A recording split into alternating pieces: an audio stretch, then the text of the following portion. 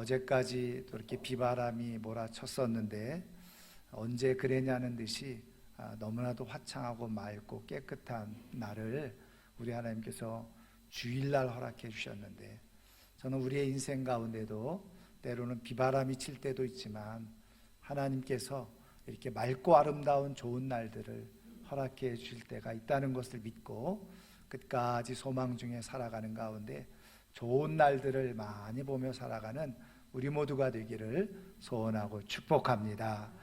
우리 이 시간 우리가 말씀을 잠깐 나누기 전에 영상을 하나 잠깐 보도록 하겠습니다.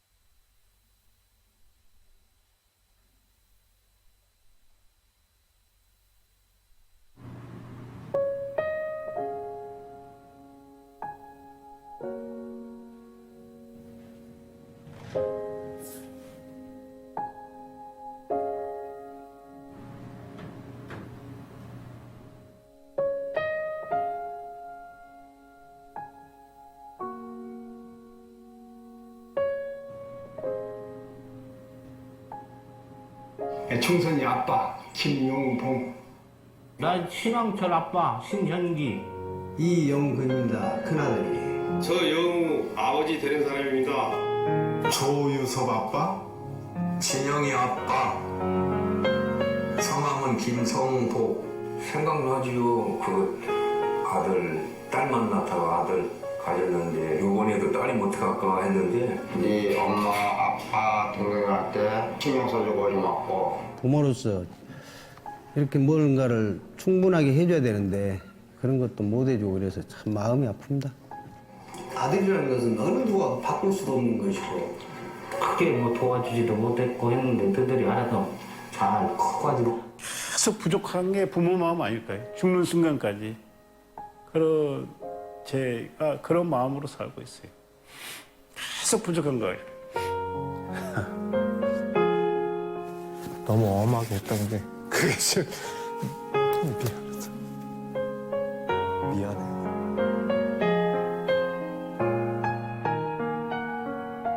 항상 내가 부족하고 항상 미안해요. 걔한테는. 미안하다 참. 모든 것이 부족하고 못 가르치고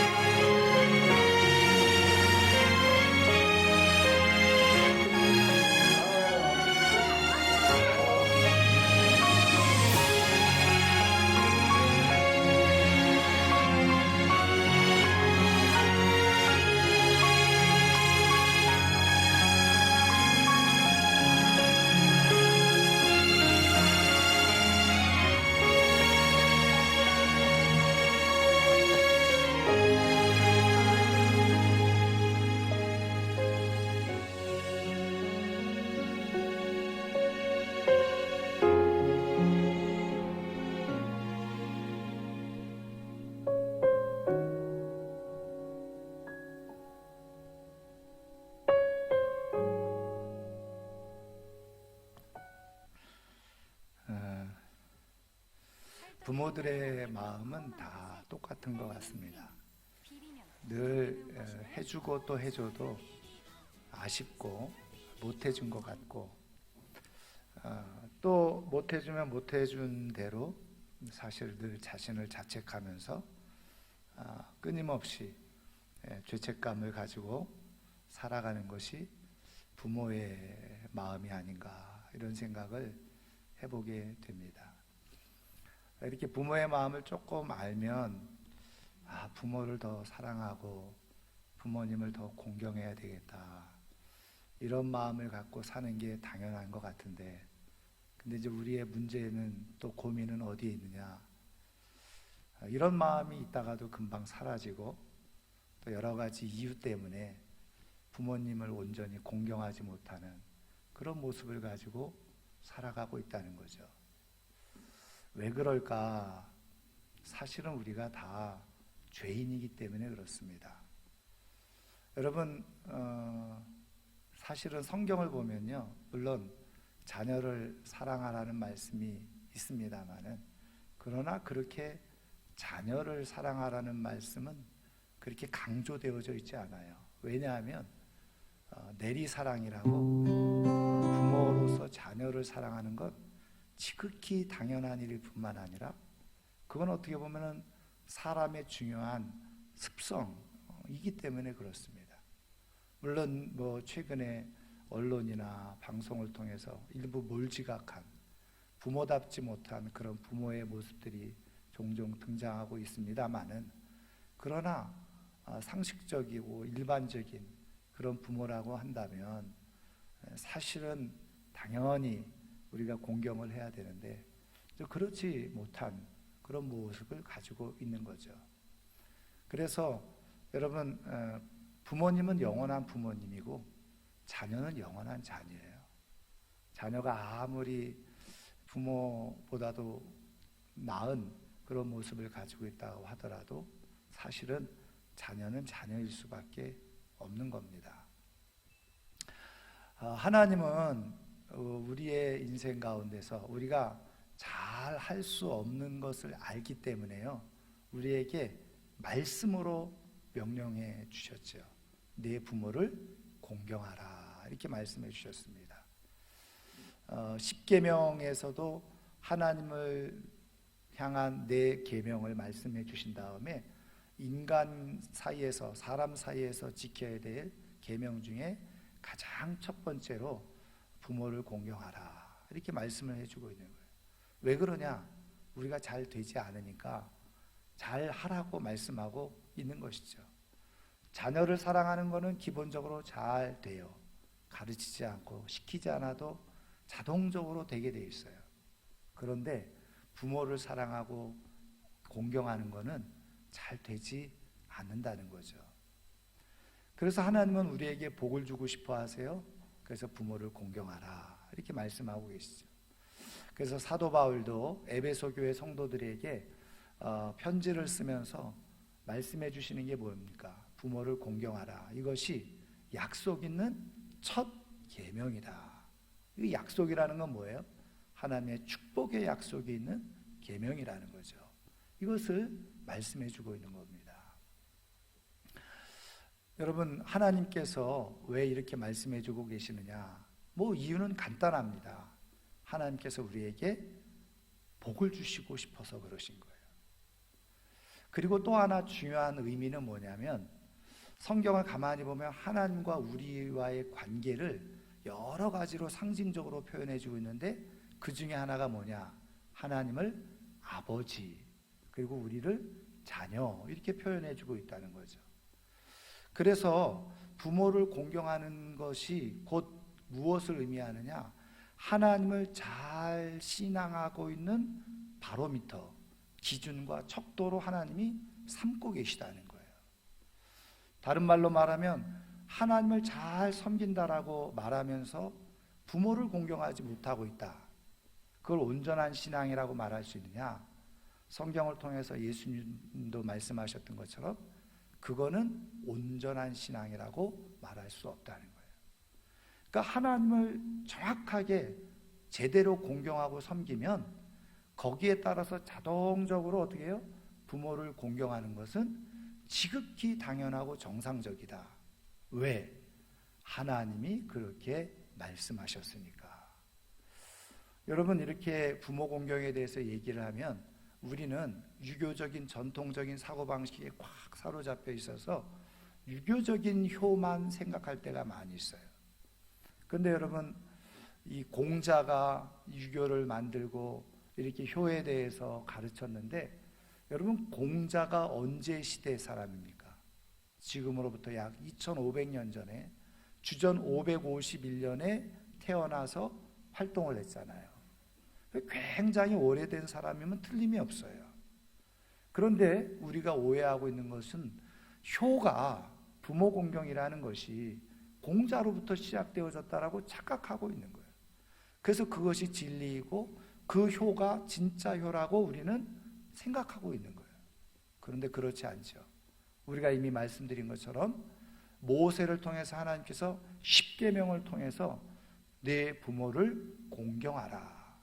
그리고 이스라엘 백성들에게 심지어는 부모를 공경하지 않는 자는 죽이기까지 하라고까지 말씀하시기도 했어요. 그러면은 이 십계명이 언제 기록되어진 것이냐?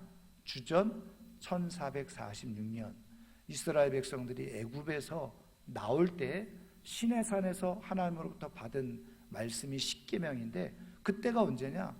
학자들이 대략적으로 연구한 바로는 1446년. 여러분, 그렇다면 공자가 태어났을 때가 주전 550년, 그리고 이 모세를 통해서 십계명이 전해졌을 때는 주전 1446년, 대략 800년 정도 차이가 나죠. 그러니까 이미 하나님의 말씀이 800년 전에, 뭐 공자가 효를 얘기하기 전에 800년 전에 이미 하나님은 말씀을 해주고 계시다는, 그런 의미에서 이 효와 부모 공경의 가장 중요한 근본은 성경인 것이에요. 하나님이신 거죠. 하나님으로부터 주어진 거예요.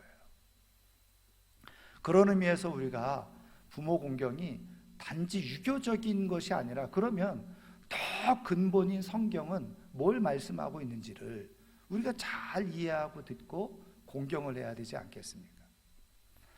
여러분, 제가 이렇게 오랫동안 30년 가까이 목회 생활을 하면서 때로는 한 가지 궁금한 점이 있었어요. 그건 뭐냐면, 교회 생활 열심히 하고 봉사도 열심히 하고 뭐 헌금도 잘하고 또 사회적으로 이렇게 뭐 돈도 잘 벌고 말이죠. 근데 늘 표정이 어둡거나 아니면은 삶이 늘 불만족하거나, 이렇게 우리가 볼 때 왜 저렇게 모든 게 다 갖춰졌는데 저 사람은 이렇게 불만이 많고 말이 거칠고 그리고 행복하지 못할까, 이렇게 보여지는 사람이 있어요. 근데 제가 어느 날 기도하다가 하나님께서 저에게 알게 해주시고 깨닫게 해주신 건 뭐냐면, 그리고서 가만히 그런 모습들을 보니까 이게 어느 정도는 맞아요. 그게 뭐냐?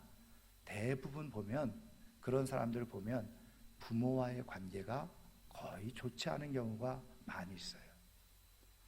그러면 저는 말씀드린 것처럼 정말 이 사람이 하나님을 믿는 사람이냐?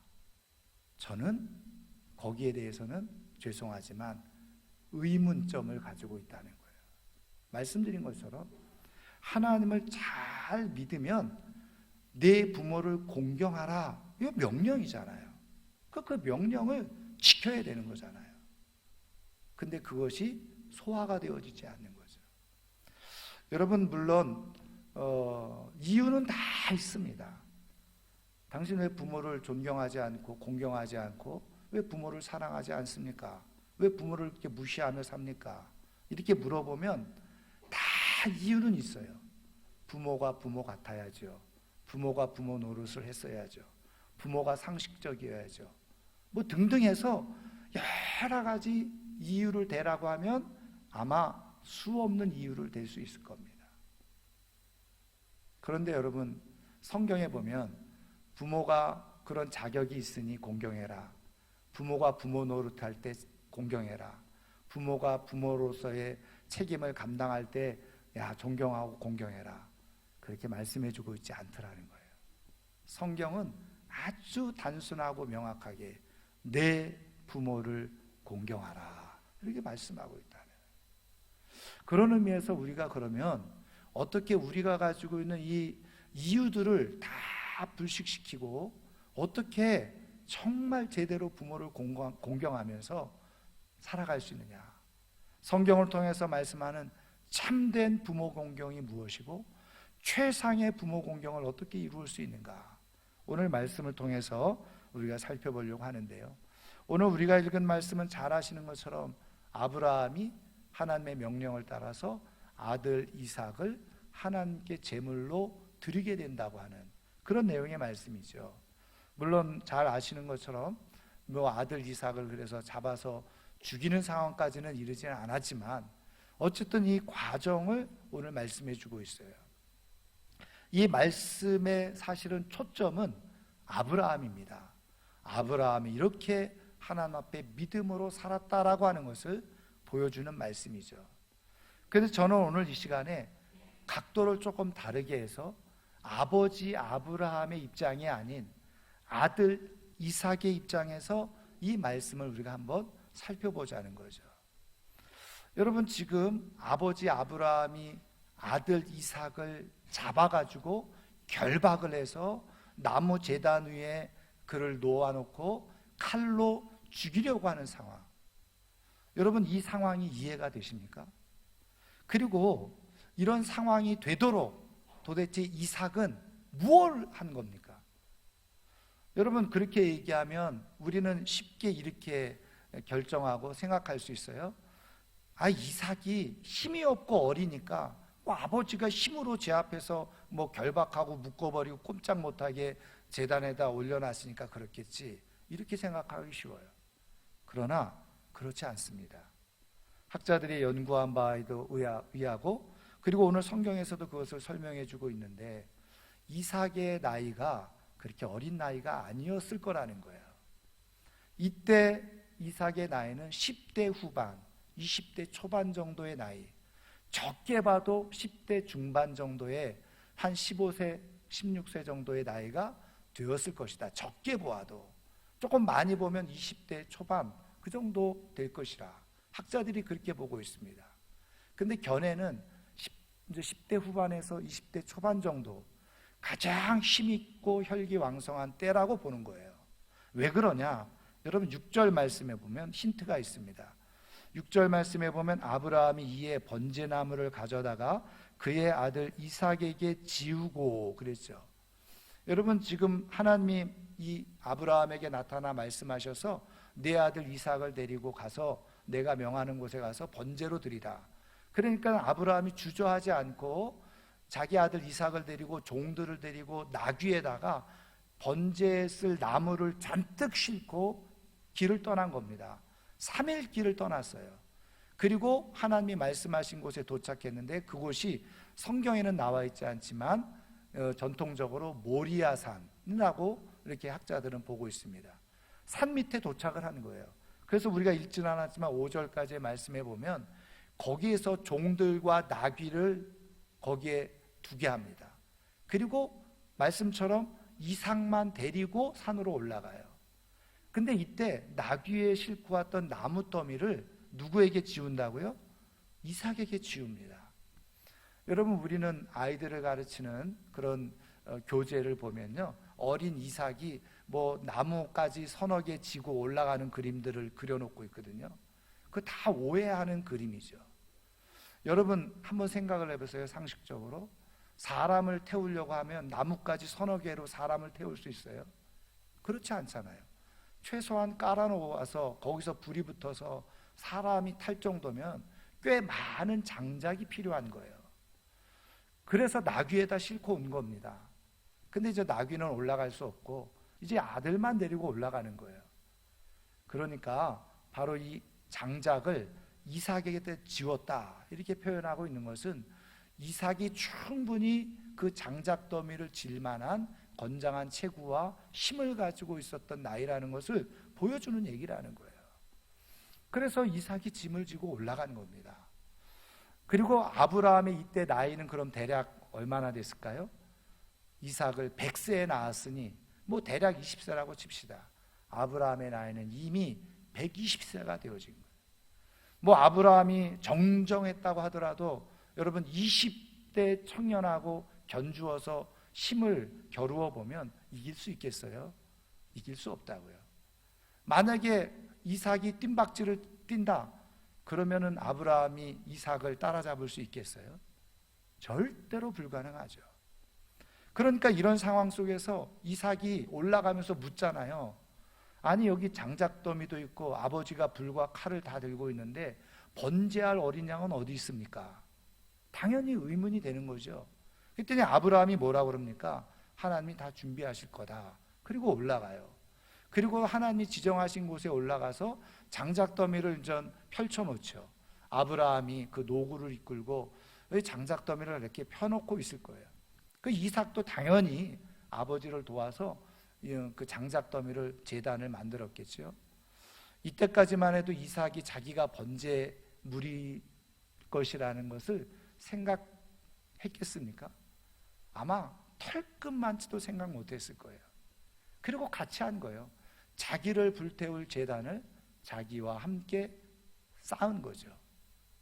근데 아브라함이 이렇게 얘기를 하는 거예요. 다 쌓고 나서는 이삭아, 너 제단 앞에 좀 서라. 그래서 섰어요. 그랬더니 아브라함 아버지가 말없이 가지고 온 줄로 결박을 하기 시작하는 거예요. 꼼짝 못하게. 여러분, 이런 상황이 되면 이해가 되겠습니까? 아들 이삭이? 여러분, 이런 상황에서 저는 분명히 성경에는 없지만 이삭이 당황했을 거예요.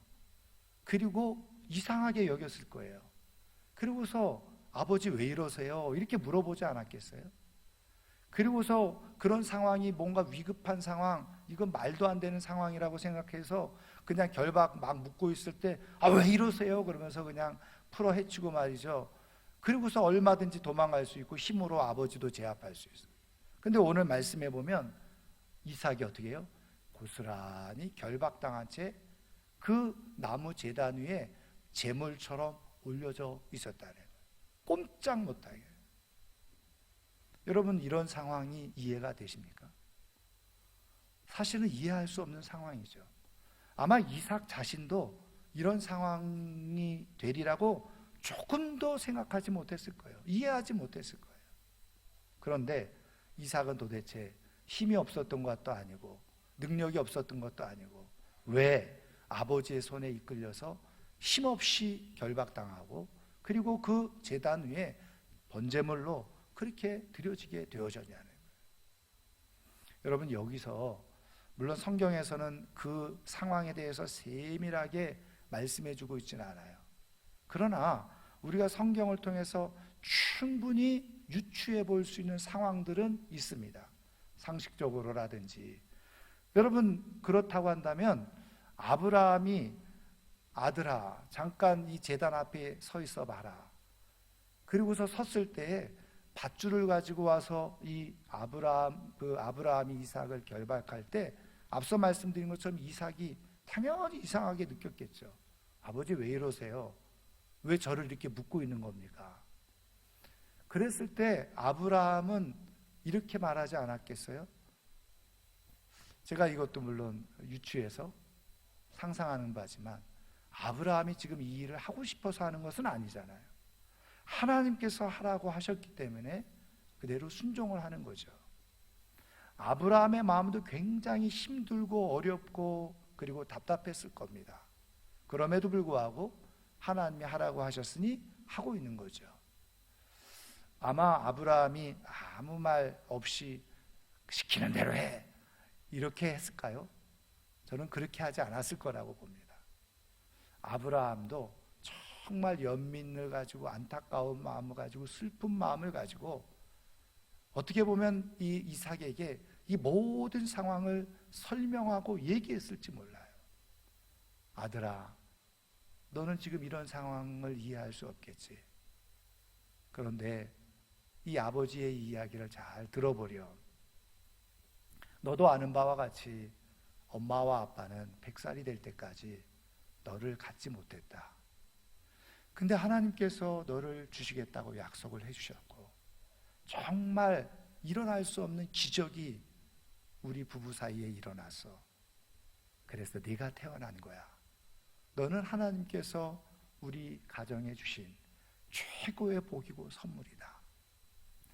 그리고 네가 태어났을 때 엄마 아빠가 얼마나 행복하고 얼마나 좋았는지, 그리고 너를 얼마나 사랑했는지 너도 알지. 너의 이복형 이스마엘이 너를 그렇게 괴롭히는 것 보고 견딜 수 없어서 그 이복형조차도 이스마엘 다 내쫓아 버렸잖아. 너 하나를 위해서. 엄마 아빠는 너를 그렇게 사랑했다. 그런데 하나님께서 너를 원하신대. 그래서 너를 지금 제물로 드릴 수밖에 없게 되었다.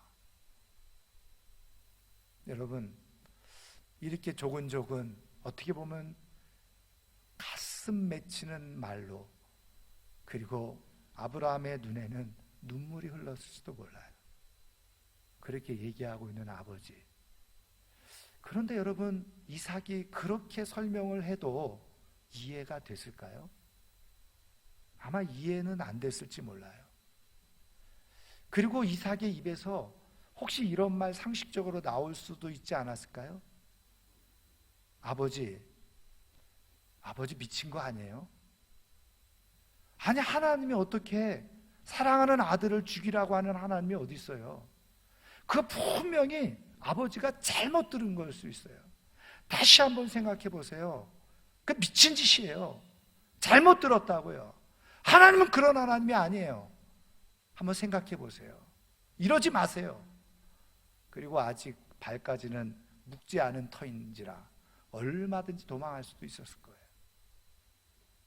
지금 이런 상황은요, 이삭은 아무리 이해하려고 해도 이해할 수 없는 그런 상황인 것은 틀림이 없어요. 그런데 여러분, 왜 이삭은 힘이 없었던 것도 아니고 도망칠 수 없었던 것도 아니고 왜 고스란히 이렇게 묶였느냐는, 그리고 제물이 되어졌냐는 거예요. 여러분, 성경을 통해서 하나님이 역사하시는 방법들을 우리가 가만히 묵상해보고 생각해보면요, 결국은 여기에 관여하신 분은 하나님이실 수밖에 없다는 것을 우리가 생각하게 되어지는데, 저는 이런 상상을 해봤어요. 하나님께서 지금 이렇게 마음속에 아버지가 아무리 설명하고 설득하고 말해도 이해할 수 없는 이런 이삭, 이건 아버지가 미친 것이 틀림이 없어.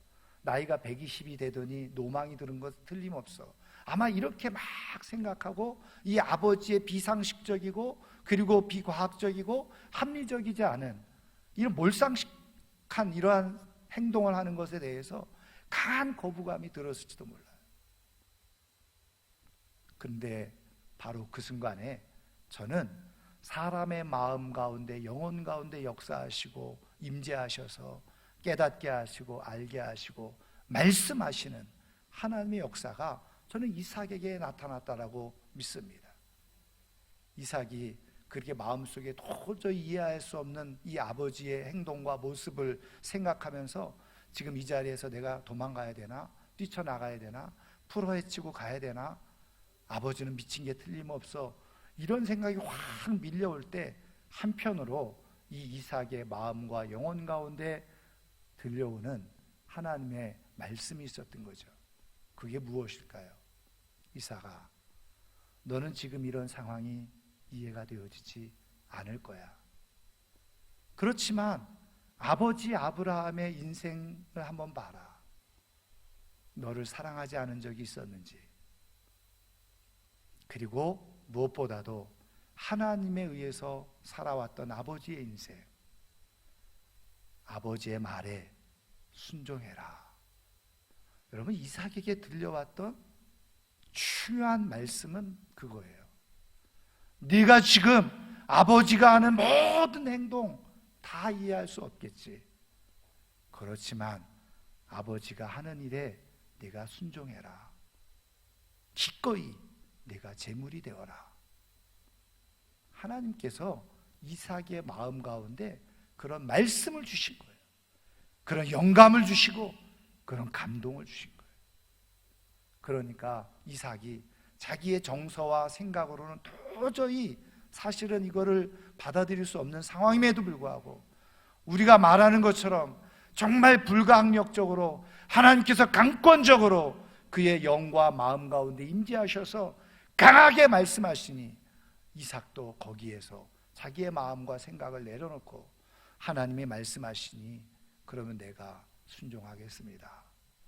그리고 순수히 묵묵히 아버지가 하는 대로 자기의 몸을 다 내어주고 제물이 되어진 거죠. 여러분, 우리가 오해하고 착각하는 것 중에 하나가 뭐냐면 부모를 공경해야 되는데 이유가 있어야 된다라고 생각하는 겁니다. 부모가 부모다워야지 우리는 공경할 수 있다라고 우리는 스스로 생각하는 것입니다. 내 부모는 나에게 해준 것도 없고 부모로서 부모답지 못하고 그리고 비상식적이고 비지성적이고 그래서 나는 부모를 공경할 수가 없어. 그리고 부모를 존중할 수가 없어. 말하는 것이나 행동하는 것이 어떻게 그럴 수 있어? 그리고 이유를 대서 우리는 충분히 부모를 공경하지 이유를 가지고 말해요. 그런데 아세요? 오늘 성경을 통해서 하나님이 우리에게 말씀해 주시는 이 말씀의 내용은 뭐냐? 이유를 가지고 순종하는 것이 아니라 하나님이 말씀하셨으니 부모에게 순종하는 것이에요. 하나님이 말씀하셨으니 부모에게 공경하는 거예요.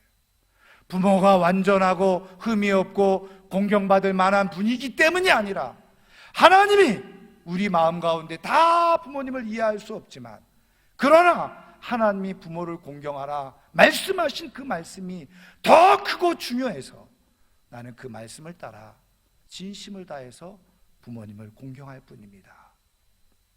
그게 성경적인 부모 공경, 성경적인 참효라는 거예요. 여러분, 최상의 부모 공경은 하나님을 믿고 그 하나님의 말씀에 순종하여 부모를 섬기는 것이에요. 그게 최상의 부모 공경인 것이에요. 거기에는 다른 이유가 없어요. 여러분, 때로는 우리가 부모님에 대해서 불만족한 모습을 볼 수도 있고 불만족한 행동을 우리가 볼 수도 있고 내가 가지고 있는 상식과 생각으로 판단을 충분히 할 수 있어요. 그런데 여러분, 그럴 때 이해할 수 없는 상황에서 하나님 앞에 물어보십시오. 하나님, 부모님이 이렇게 행동하고 말씀하시는데 제가 어떻게 행동해야 될까요? 저는요, 하나님이 10이면 10, 100이면 100 말씀하실 때 부모에게 순종해라 이렇게 말씀하실 거예요. 근데 그때 내 모든 이성적인 판단과 감정을 다 내려놓고 하나님이 그렇게 말씀하시면 저는 순종하겠습니다.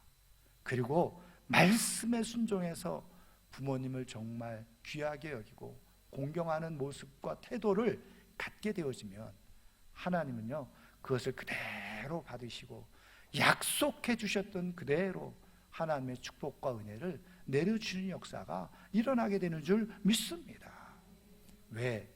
그 사람은 하나님을 믿는 사람이기 때문에, 하나님을 섬기는 사람이기 때문에 하나님이 그에게 복을 주시게 되어집니다. 저는 오늘 어버이 주일에 이 아침에 나온 성도님들이 여러 가지 이유 때문에 불만족하고 또 부모를 공경하는 것에 어려움을 겪을 수도 있다라고 봅니다. 그런데 성경을 통해서 하나님 말씀해 주시는 참된 부모 공경, 그리고 최상의 부모 공경은 부모가 존경할 만해서 존경하고 부모가 공경할 만해서 공경하는 것이 아니라 하나님이 내게 말씀하셨고 그를 통해서 내 생명이 오늘 있게 되어졌음을 감사함으로 부모를 공경하는 거예요. 그렇게 공경함으로 인해서 정말 하나님께서 우리에게 주시고자 하는 큰 은혜와 복을 누리며 살아갈 수 있는, 그리고 하나님을 믿는 큰 기쁨이 가득 넘치는 삶으로 살아갈 수 있기를 주님의 이름으로 축원합니다. 제가 종종 글을 보는 김진홍 목사님, 두레교회 또 두레 지금 공동체를 은퇴하시고 하고 계시는데 그 목사님이 그 소개해 준 글에 자기 예전에 어렸을 때 이야기를 말씀해 주고 있는데 자기가 원래는 일본에서 살았다는 겁니다. 6살 때까지. 근데 6살 때 아버지가 일본에서 돌아가신 거예요. 그래서 이제 우리나라 돌아와서 고향으로 와서 경상도에서 이제 지내게 되는데 아버지가 남겨놓은 유산은 재봉틀 하나, 그리고 네 남매가 있었는데 어머니가 혼자 네 남매를 재봉틀 하나를 가지고 삭바느질하면서 키웠다는 거예요. 여러분, 그게 얼마나 가난하고 힘들고 모진 세월이었겠습니까? 그럼에도 불구하고 어머니는 새벽마다 교회 가서 기도하는 것을 끊이지 아니하고 기도하는 어머니였는데, 근데 이제 그 재봉틀로 삭바느질을 하는데 늘 일들이 많이 있어서 때로는 이렇게 밤을 새워서 일을 할 때가 있으셨다는 거예요. 그러면 그렇게 일을 하시다가 졸음이 오면 꼭 이 김진홍 목사님을 깨웠다는 거예요. 그래가지고 깨워가지고는 야, 엄마가 졸음이 오는데 찬송가 하나 불러주라, 그렇게 얘기를 합니다. 그러면 이 어린 마음에 이 김진홍 목사님이 화가 나가지고, 아니 엄마는 왜 맨날 나만 깨우냐고, 형도 있고 동생도 있는데. 그러면 어머니가 늘 하시는 말씀이, 너는 목사가 될 사람이잖아. 저는 목사 안 해요. 아니야, 하나님이 너는 목사가 될 거라고 말씀하셨어. 그리고 나는 네가 목사가 되기를 원한다. 나는 늘 네가 목사가 되기를 기도하고 있어. 너 훌륭한 주의 종이 될 거야. 그래도 목사 될 사람이니까 너에게 찬송가를 시키는 거다. 그러면 울며 겨자 먹기로 찬송가를 불렀는데, 어머니가 가장 좋아하는 찬송가가 주 안에 있는 나에게 딴 근심 없으랴. 어렸을 때부터 엄마가 깨워서 찬송을 시키면 그거를 불렀다는 거예요. 그 지금도 완전히 4절까지 다 암송하는 찬송가가 그건데, 이 목사님이 힘들고 어려울 때, 외로울 때 그 찬송을 부르면 힘이 난다는 거예요. 근데 그렇게 찬송을 다 부르고 나면 어머니가 이제 됐다, 잠이 깼어, 자라, 그리고 재웠다는 거예요. 여러분, 김진홍 목사님이 어린 마음이지만 잘고 고나게 자고 있는데 깨워가지고 찬송 부르는 거 얼마나 귀찮았고 힘들었겠어요. 그럼에도 불구하고 그걸 했다고요. 그랬더니 하나님께서 정말 때가 되어져서 목사로 세우시고 부르셔서 한국교회 속에서 정말 훌륭한 목회자로 하나님께서 세우시는 역사가 일어나게 됐던 거죠. 여러분, 다 이해할 수 없어도 여러분, 그 말씀 앞에 하나님이 말씀하시니 그대로 순종하고 따르게 되어질 때 하나님이 채워주시는 복이 있는 줄 믿습니다. 그래서 여러분, 이삭이 그렇게 순종했더니 하나님께서 어떻게, 이삭이 농사를 지었더니 100배의 축복을 주시고 큰 부자가 되어졌다라고 성경은 분명하게 말씀해 주고 있잖아요. 여러분, 하나님의 말씀에 순종하여 부모를 공경하는 사람들에게 반드시 하나님의 복이 있는 줄 믿으시고, 부모님을 충분히 이해하기 때문에 공경하는 것이 아니라 다 이해할 수 없어도 내가 말씀을 따라 부모님을 공경하면서 삶을 살아가는 가운데 하나님이 주시는 큰 은혜 속에 살아갈 수 있기를 주의 이름으로 축원합니다. 이제 말씀을 마치면서 마지막 또 영상을 하나 보려고 하는데요. 이 영상은 노래하는 겁니다. 김진호라고 하는 가수가 노래를 부르는데 제목이 가족사진이라고 하는 노래입니다. 혹시 들어보신 분들 계시겠지만, 여러분, 이 노래를 부르는데 이분의 자작곡이에요. 그리고 자기 아버지를 생각하면서 부른 노래. 그래서 여러분, 가요지만 한번 이 가사를 잘 한번 생각하면서 한번 들어보시기 바랍니다. 자신을 꽃피우기 위해서 엄마 아빠가 그을린 시간들을 보냈고, 그 그을린 시간들을 깨끗이 모아서 부모님의 웃음꽃을 피울 수 있기를. 오늘 부모를 공경하는 데 있어서 부모님들의 인생의 그 아름다운 날들을, 그을린 시간들을 있어서 오늘 우리의 인생이 있습니다. 우리의 인생을 통해서 부모님의 얼굴, 주님의 얼굴에 아름다운 웃음꽃이 피는 그런 삶이 되기를 주님의 이름으로 축원합니다. 오늘 말씀을 생각하면서 오늘 함께 같이 찬양하고 기도하는 시간을 갖도록 하겠습니다. 나를 지으신 주님,